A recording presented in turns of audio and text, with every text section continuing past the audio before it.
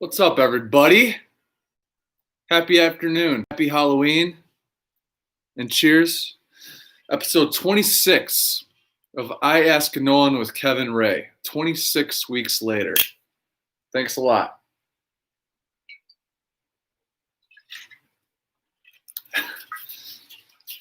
All right. Well, happy birthday and cheers to one of my all-time favorite CDs and records of all time. One of my most listened to records all time. I was 12 when it came out, so 20 years ago. That makes me 32. Happy birthday to Limp Bizkit's Chocolate Starfish and the hot dog flavored water. That record has sold 8 million copies in America since coming out then. And I was first introduced to that record from The Undertaker in WWF when he came back as the Dead Man and he came out to Rollin' song. And I was so just intrigued by it, right? So I checked it out. I was watching TRL. It started to blow up. And I knew a little bit of the Nookie and break stuff from the record previous, but that record really took them off. And next week, it's going to be 20 years since Linkin Park's Hybrid Theory. So October of the year 2000 was huge for the new metal kids and us. I'm still a new metal kid. Boiler, My Way, of course, My Way, the music video. I've shared what I thought about that music video to Wes Borland himself back in 2012. But any tracks that you like off that record? I mean, it is just killer. I love that record. I love that record so much that when I was in Los Angeles, I hung this authentic from 2000 flag. So in my kitchen, if you were to come visit me in Los Angeles, I hung this right by my fridge. There you go. And while I found this on eBay, brand new from 2000, which is pretty sweet, I had this other Limp Bizkit flag that I've yet to put up. Maybe if Ashlyn allows someday, we could put this one up in the kitchen as well. Right, Ash? Right. Caution, Limp Bizkit. Yeah. Limp Bizkit! So this was also 2000. Awesome stuff. Love that record. This is not a test. From track one to the last. Amazing. So today in music, Eminem, Marshall Mathers turns 48 years old. He's 2 years away from turning 50. The first CD I ever bought with my own money was Marshall Mathers LP. The first record I ever owned was Britney Spears' Baby One More Time or whatever. I don't think Ashlyn knows that one. That came with a cool poster I put up when I was playing my Pokemon Game Boy at my desk. We had our desk, me and Ryan, and I had Britney Spears up there. But then Eminem with Marshall Mathers, that's when I really started to become a big fan of music in general. Eminem, I have met once. I met Eminem at the Hotel Bel Air when I was working there. It was in February of 2016. And his bodyguard, nice guy, they were just checking out of the hotel, and they were leaving back to Detroit, and it was February, and it was cold, and we're here in LA, and it was really nice, and I was chatting with him for probably 15 to 20 minutes, his bodyguard, while Eminem was chilling at a table in the middle of the dining room with whoever it was, record producers, whatever. He didn't say a word. He just kind of sat there and stared. And there's one thing that I learned about Eminem in the hotel notes is he wanted two things in his hotel room. He wanted the curtains closed, and he wanted Cheetos, and he wanted orange pop, or orange soda, orange pop. Yep, that's some inside information about Marshall Mathers. But when he was leaving, he was walking right by my desk, and I was standing just right there at the host stand, and I didn't want to mention his name out loud, Mr. Mathers, so I just let him know to have a great day. and he walked by. He looked me right in the eyes, and he gave me a nod. And if there's such thing as a living legend, it is absolutely Eminem. I love all sorts of music. I like a little rap hip hop, but pretty much the only rap hip hop that I listened to and I really stopped at was, the Encore record, Eminem, and I just I'm rediscovering my love for his art. I mean, Jason Newsted of Metallica, bassist, he came out with a solo group in 2013, and his PA music before they would hit the stage was rap, hip hop, Eminem. And I remember Jason Newsted said exactly that Eminem, we are in the presence of a living legend, so we'll appreciate that. Happy birthday, 48th birthday, Eminem. And I look forward to seeing him live someday. Whenever concerts do come back, hopefully they come back. I would love to see Eminem live. He went on a tour. He did a few dates with Jay-Z. See, he doesn't do tours anymore. He just does one-offs pretty much in the big stadiums. I think he did something with Beyonce, or I'll have to go back a few years, whatever. But I'll get to the time he came through Buffalo with the town ballroom in just a sec. But R.I.P. Paul Matters. Paul Matters of AC/DC. Paul Matters was the bassist of AC/DC. He joined the group after the High Voltage record dropped in 1978, their debut record. So after that record was released, he went on tour with them, and which was really cool enough. But I guess one of the reasons why he was let go was it's just the personalities weren't working out. Here's Angus and Malcolm Young and Bon Scott and these just ugly rock and roll just savages, pirates. And Paul Matters, I was looking back at pictures of him with the group. He just stood out from the group so much. He was good looking, blonde hair. He looked like a beach boy, honestly. And I never knew that someone that looked like that for the bass in AC/DC was such a pretty boy. So R.I.P. Paul Matters. And also, congratulations to my Los Angeles Lakers. They're champions again, which is amazing. They're now tied with the Boston Celtics, most amount of NBA championships ever. And I've followed LeBron James since his high school days. He's just a few years older than me. Me and Ryan are just big fans of him, and it's been great to see him grow from a skinny dude to a really big dude, and with the heat to more lean these days and receding hairline. Same with me too. But I'm just taking a look at some comments here. What's up, Chris? Luke? Yeah, thanks for the pumpkins. The pumpkin comment, dude. Little pumpkin over here. It's not lit up, but this pumpkin was our family's growing up, and my parents gave it to me. My mom gave it to me. So it's a porcelain pumpkin, and kind of, opens up and you get the candle, and that's Ashland's. And then this, I was going to mention later, but I'll mention to you anyway. This is something I picked up, $40, worth it. I got two of them. Friend of mine, Fred Rinart, who I worked with at Oliver's Restaurant, he's over there, and his wife, Jenny, who live in Grand Island, they have a company, Rinart. Their last name is Renard, and I saved their description of this candle. They posted it on their Instagram. Luxurious coconut wax, pure therapeutic grade essential oil blend, whispering wooden wick. Here, and hand poured and made in Grand Island, New York. So, support local, and this is pretty damn cool. I'll post a link in the description below, all right? Keep on rocking, Fred and Jenny. I wish I could share the smell. Nice pumpkin spice to liven up the room, Awesome stuff. Quote of the day. Speaking of the Lakers, I thought it appropriate to quote one of my favorite Nike slogans. Just do it.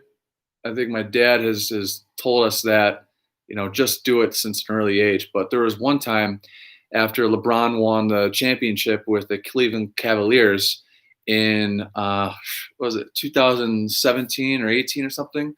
They were down 3-1 in the finals. No one has ever, I get the chills, no one's ever come back in the NBA Finals after being down 3-1. And there they are. It's pretty much David Goliath. LeBron James and the Cleveland Cavaliers coming back. It was a Game 7 at the Oracle in Oakland. And they came back and won. And one of the biggest plays on that last drive to really put the Cavaliers over was LeBron coming out of nowhere and just blocking the ball against the backboard there.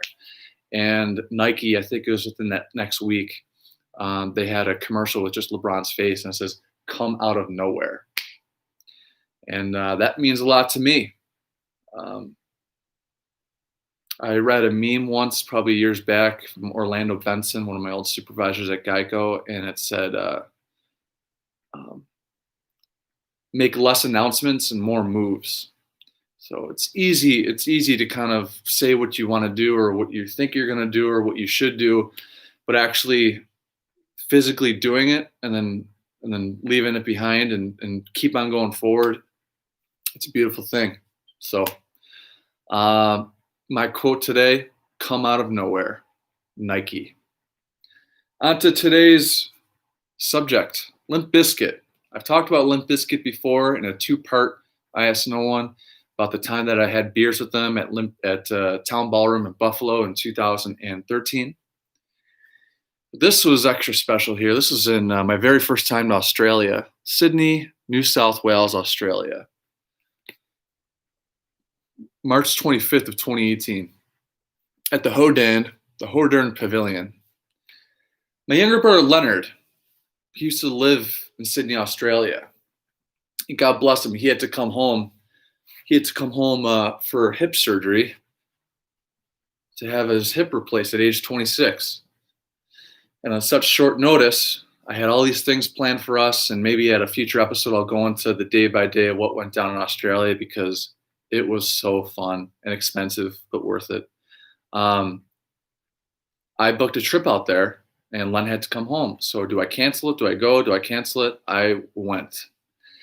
And it took me over 40 hours to get there, including a 10-hour layover in Beijing, China, overnight. They didn't have any heating in there. It was cold as shit. I remember this kind woman, I was really tall there, and this woman came up to me and asked me if she could borrow my sweater, and it's the only thing that I had, and I was freezing as it is, so I'm just like, I'm sorry. What an experience that was. And then there was another a 10-hour flight from Beijing to Sydney. If you have a chance to get out to Australia after this pandemic, I would totally recommend it. The ocean is my potion. I do like my beaches. I do like my mountains, but maybe a little more towards the beaches. I stayed in Bondi Beach, which was a nude beach. It's like PB in San Diego. PB is not nude, but it's just the fun, the bars, the good times and everything like that. So I went into Sydney, and fortunately I got to see Robert Plant of Led Zeppelin perform, and I got to see Gojira, my boys, my friends in Gojira, my friends in Mastodon play. I was in Mastodon's High Road music video. But what was really cool about that is I chose that sliver of time because here's Limp Bizkit coming off a performance, I think at Soundwave or something like that. And they played a small venue called the Hodern Pavilion. And it's an old, smaller venue that's been around for years and years. And I've heard about it. I've seen it on tour shirts. But Limp Bizkit, as I said earlier in this episode, chocolate starfish, hot dog flavored water. I have a battle vest and I have Korn, Limp Bizkit, Linkin Park on there. I mean, I love that new metal. That new metal is they called it a gateway or a crossover kind of band, crossover gateway band, because that's what introduced. I was a rap kid. I was into top 20 stuff, P.D. Pablo and Shaggy and NSYNC and all that kind of stuff, the beats and the stuff. But then I really liked the Linkin Park and Limp Bizkit, the rolling, the beats. So I was like, well, it's got some of the beats that I like in my rap music, then all right. I mean, seriously, I was all Abercrombie and Fitch, hip hop, believe it or not, until it was about 2000 with Limp Bizkit, chocolate starfish, hot dog flavored water. Rob Zombie with the Sinister Urge the next year, there's a Sinister Urge next year, and then there's Linkin Park's Hybrid Theory. And I just became really into the POD and that kind of thing. And then off I went. You know, a few years later, I saw them open Linkin Park and Limp Bizkit and Mudvayne open up for Metallica in Toronto, and that was it. But love that kind of music. So to go and see one of those bands that from that era that are still wearing their baggy jeans and the Vans and the backwards hats and the goatees and stuff like that, it's nostalgic as shit. This music is, man, I love it. My Generation. There's a song off that record called Hot Dog.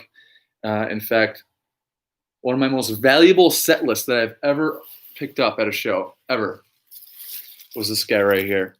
And it's the thumbnail of this video. This is the set list I got in Sydney. This is Fred Durst's footprint, his footprint from his Vans shoes. You could tell it's Vans or one of those. You can see that. But this is the set list that I got there. Taking a look at some comments here. Yeah, happy Halloween. I love Christmas. Halloween's right there. I love Halloween. So of these songs, man, Jesus. So Full Out Nelson, that's off. Hot Dog Flavored Water. Hot Dog is, F word is like, if I say fuck 2 more times, it's 46 fucks and it's fucked up rhyme. Love that. Rollin', Eat You Like, Bring It Back off the Gold Cobra. It'll Be Okay. When I got It'll Be Okay, that was caught me off guard, man. That's I remember living in California playing that, and it was just, I really connected with that song and living it up, you know. And I'm gonna keep my pants sagging, keep a skateboard, a spray can for the tagging, and I'm gonna keep a lot of girls in my bandwagon because I don't give a fuck, living life in the fast lane. I'm just a crazy motherfucker, living it up, not giving a fuck. Love it. Faith. Okay, so Faith, George Michael, Faith. They covered it off their first record, $3 Bill Y'all. And at this point of the show, I'm front center. You know, Fred, he's coming on the rafter here, and he's just right in front, and it's just incredible. But when they played Faith, I don't know that song, and he was asking anyone wants to come up. He sometimes brings fans up to sing on stage with them, and I remember he looked right at me, and he's like, "You want to come up?" And I didn't want to make an ass of myself and not know the Faith lyrics and just kind of dance around and have him rag me up there. So I stayed and enjoyed and break stuff and take a look around off the Mission Impossible 2 soundtrack, also a 2000 song, Take a Look Around. Metallica wrote I Disappear. That was the same year there. So just one of my most valuable set lists. This was up in our family room for a bit, but I'm bagging this for now. This will be behind glass someday with that ticket and really cool pictures from the show. Yeah, this is just some other things from Sydney, Robert Plant and Gojira. I'll show you this another time on another episode here. But with that show, I was coming from Bondi, arrived at the set, arrived at the venue. I cut some people straight-faced. I could tell that they were pissed, and what could I say? I'm a member of the Slytherin house, so sometimes rules are meant to be bent, others are broken. So I got my spot in line, camped out for a little bit, got in the venue, went right to the front, waited, got the set, cool. Met some people after that show, just chilling at the bar, and went and had some more drinks with some other people. Just Australians are really nice. Just broed out with a few of them and just had a nice little party. It was awesome. So I finished that, and that very next morning I was surfing, and I have not surfed since I tried surfing in Florida at Flagler College as a student there, and then I tried again living out in PB in San Diego, but I tried it, and I had rolled my ankles a few times the past few years, and it's just no joke because it's so much more susceptible to happen again. I love running. I ran cross country and track in high school and so on. Ran the Tough Mudder and half marathons and that kind of thing. But I've rolled my ankle too much, and I got to retire from surfing. I never got up, but I'm good at paddling. It's scary, man, trying to surf. You ever try to surf? Anyone out here? Yeah. It's just when that starts to lift, I could never get myself to raise up. So having that gig going right into just being completely hungover, trying to learn how to surf, and then rolling my ankle again in the beach. Hey, worth it. Love my Limp Bizkit. But just taking a look at comments. Oh, Dad. My dad surfs the web. That's great. I was just thinking about it too. It's been over a year since I've seen Metallica live.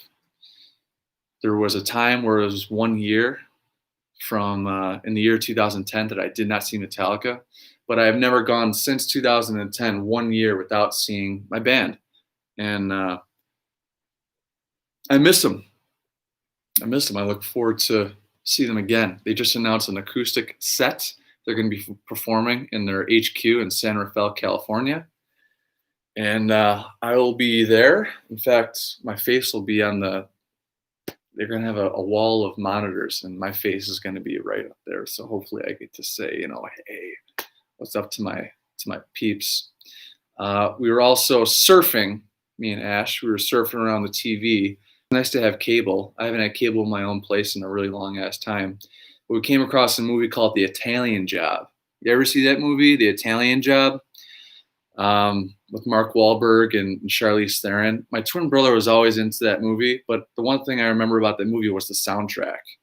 And if you know a band called Velvet Revolver, that was the members of Guns N' Roses that got together with the disturbed,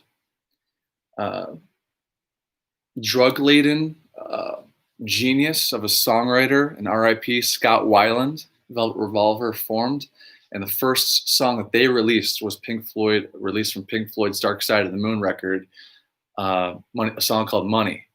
And Dark Side of the Moon, top 5 favorite records all time. So Velvet Revolver introduced themselves in that movie, covering a song called Money by Pink Floyd. Love it. And I wanted to ask you too, if you did not know this, I'll include a link below too in the description. Did you know that Velvet Revolver covered Nirvana's Negative Creep? Negative Creep off Nirvana's debut record, Bleach. Check that shit out. You've never heard Scott Weiland scream like Kurt like that? Amazing, amazing stuff. Check it out. But last night, I also spent $11 to watch a live stream of Stone Temple Pilots performing their entire Purple record. Purple was their second record. Personally, my favorite STP record. You talk about Van Halen and Eddie Van Halen, God bless him. I'm still looking at, the outpouring of love from musicians and pictures and all that kind of thing.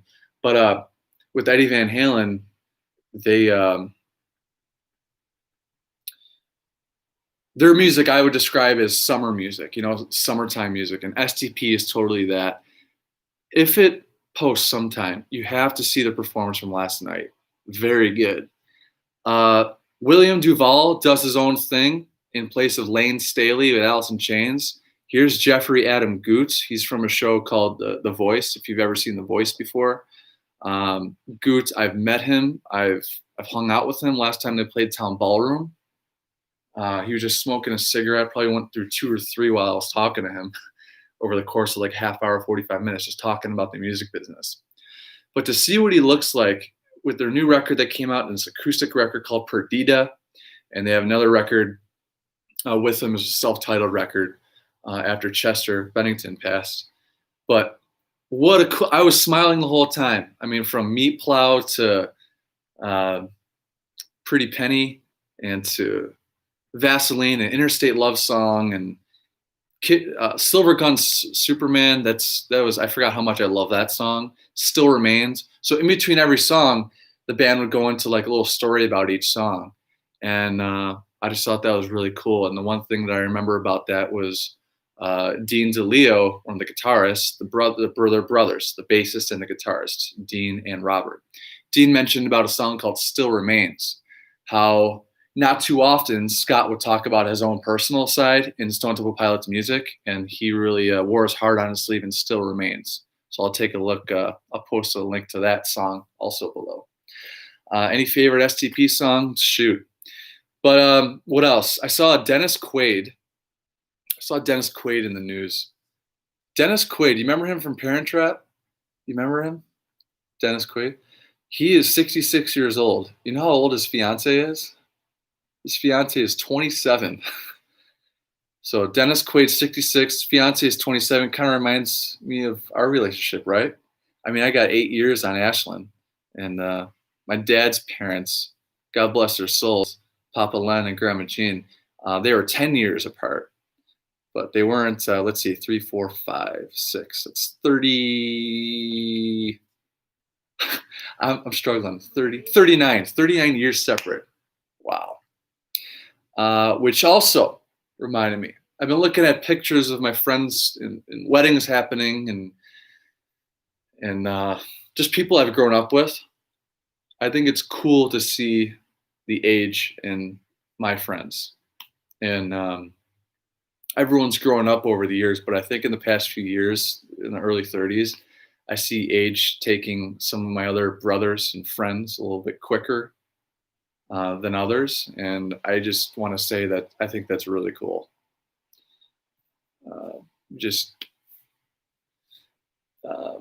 You think about Dark Side of the Moon, there's a song called Time. Good stuff. You know who you are, and thank you for tuning in very much, whether it's now or then. So one last thing. Since August, I have sold many homes. I've been blessed to be on a great team that gives me the opportunity with Hunt Real Estate to get busy and utilize my strengths and actually have a tangible impact on the company. It's a 100% commission job. It's an adrenaline in and of itself being at that job. But I just closed on my first home yesterday with Matt Wetzel and his girlfriend Megan. And it was a trip, really, to give the keys. You see it in movies, you give them the keys and wish them congratulations. And that feeling and the eye contact, that I could get used to, which is only going to fuel me more, So I see Rob Szudzik here. Yeah, thanks, brother. Bob Szudzik. Bob's birthday on Monday. Bob, are you turning 36? I think it's 36. We're going to hang out tomorrow, and I got a little something for you, brother. Looking forward to seeing you. But when I gave the keys to Matt and Megan, Matt also owns a company called Western New York Exotics. He rents out exotic cars here in Buffalo. I'll include the link below. Really cool dude, nice guy. He's at all the car shows around here, our age, my age. The next door neighbor opens up his window, introduces himself to Meg and Matt. And he says that him and his wife, Jim and Kelly, are always happy to help, and we'll bring anything you want over or whatever. And when I heard that his name was Jim and his wife's name is Kelly, I'm thinking about the time that's going to come up Monday night when the Bills whoop some Chief ass, right? Yes. So Monday, we're going to give Chiefs their second straight loss. I love Mahomes. He is the future, but not this week. So go Bills, you know it. Is that Hail to the Kit? That is Sam. Go Bills. BSG rules, brother. Can't wait to see him. Can't wait to see you next month. And thanks a lot, guys. Next week, I'm interviewing my sister Hannah. It's going to be I Ask No One, I Ask Someone. Hannah Claire Lavello. Hannah is turning 25. And you know what also turns 20 next week is going to be Linkin Park's Hybrid Theory record, December 21st. Keep a lookout for that. But next week, Linkin Park, Hannah, we're going to talk about Metallica's drive-in show that happened about a few months back. Stay happy, stay healthy, and you stay hungry, stay happy. Thanks for tuning in. We'll see you. Happy Halloween.